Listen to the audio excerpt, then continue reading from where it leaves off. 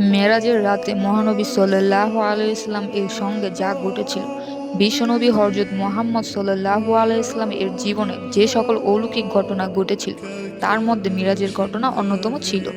মহানবী সাল্লাল্লাহু আলাইহি সাল্লাম সাহাবীদের কাছে এভাবে বর্ণনা করেন, একদা রাত্রিবেলা আমি হযরত উম্মে হানি রাদিয়াল্লাহু তাআলার ঘরে নিভৃতে বিশ্রাম নিচ্ছিলাম।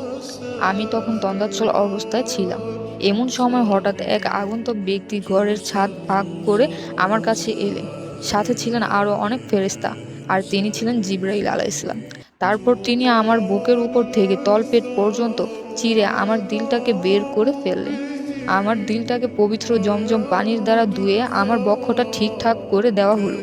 এরপর বোরাক নামে স্বর্গীয় বাহন চেপে ঊর্ধ্বক্রমে গমন করে। এরা গাধা থেকে একটু বড় এবং খচ্চর থেকে একটু ছোট ও শ্বেতবর্ণের।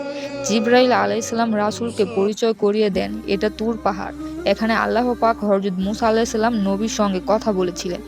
এখানে মুসা আলাইহিসসালাম নবুয়াত লাভ করেছিলেন। রাসূল সাল্লাল্লাহু আলাইহি ওয়াসাল্লাম অবতরণ করেন, দুরাকাত নামাজ আদায় করেন। এভাবে আমার দ্রুত গতিতে চলছে বোরাক। ক্রমে ঈসা আলাইহিসসালাম এই জন্মস্থান বায়তুল হাম ফিলিস্তিনে উপস্থিত হন। জিবরাইল আলাইহিসসালাম নবীকে পরিচয় করিয়ে দিলেন ঈসা আলাইহিসসালাম এর জন্মস্থানের সঙ্গে। রাসূল সাল্লাল্লাহু আলাইহি সাল্লাম সেখানে আরও দুরাকাত নামাজ পড়েন। এইভাবে বিভিন্ন পয়গম্বরদের স্মৃতি বিজড়িত স্থানসমূহ অতিক্রম করে করে বাইতুল মুকাদ্দাসে পৌঁছান। বাইতুল মুকাদ্দাসে পৌঁছে মসজিদে দুরাকাত নামাজ পড়েন এবং তিনি নামাজের ইমামতি করেন। বাইতুল মুকাদ্দাসে ইমামতির পর জিবরাইল আলাইহিসসালামকে নিয়ে বোরাকের মাধ্যমে ঊর্ধ্বক্রমে যাত্রা শুরু করেন। মুহূর্তের মধ্যে প্রথম আসমানের প্রবেশদ্বারে এসে উপস্থিত হন তারা।